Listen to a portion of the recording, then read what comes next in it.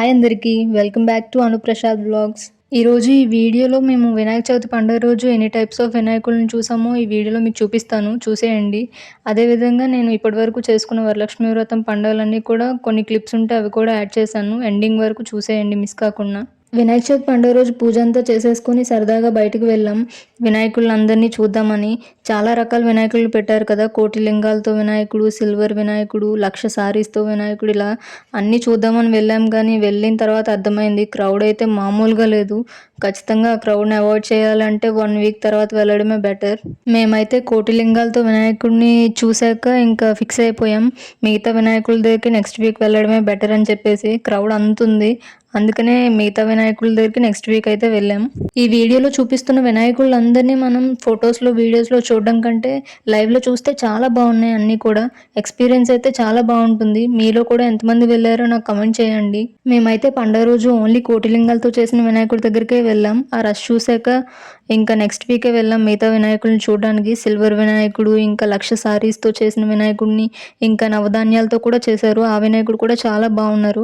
ఈ సంవత్సరం వినాయక చవితి పండగకైతే మేము ఇన్ని రకాల వినాయకులను అయితే చూసాం. మీ అందరు కూడా నచ్చాయని అనుకుంటున్నాను. ఈ వీడియోలోనే నేను ఇప్పటివరకు చేసుకున్న వరలక్ష్మి వ్రతం పండుగలన్నీ కూడా కొన్ని క్లిప్స్ ఉంటే యాడ్ చేశాను.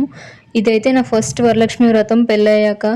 నో ఐడియా అసలు ఎలా చేస్తానో ఏంటి అనేది కూడా. నార్మల్గా నాకు తోచింది, నాకు అనిపించింది, నాకు నచ్చినట్టు డెకరేట్ చేసుకుని చేశాను.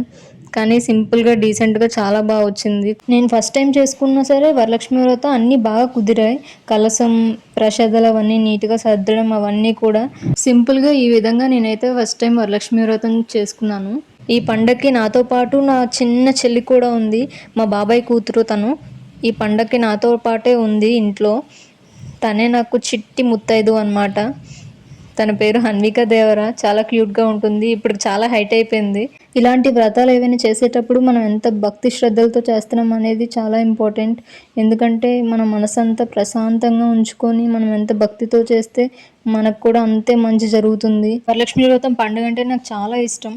ఫస్ట్ టైం చేశాను పెళ్లి తర్వాత. ఆ తర్వాత నుంచి ఇంకా నా ఫేవరెట్ పండుగ అయిపోయింది వరలక్ష్మి వ్రతం అయితే.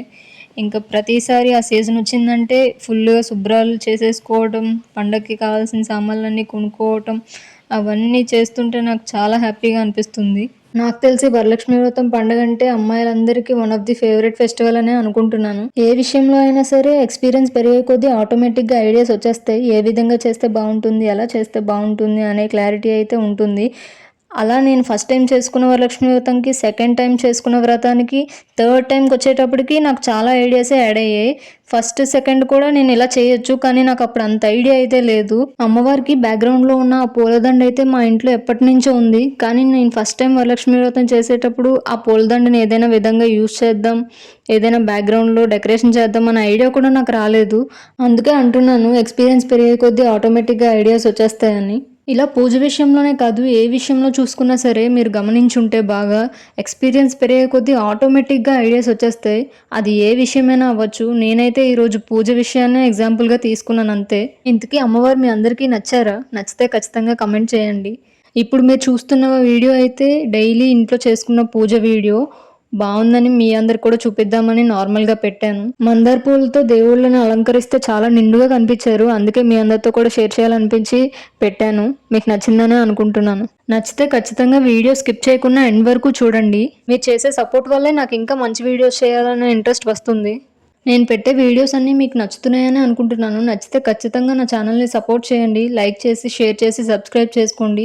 మీ సపోర్ట్ వల్ల నాకు మోటివేషన్ వస్తుంది. Stay positive, stay healthy, be kind to everyone. That's all for this video. Bye.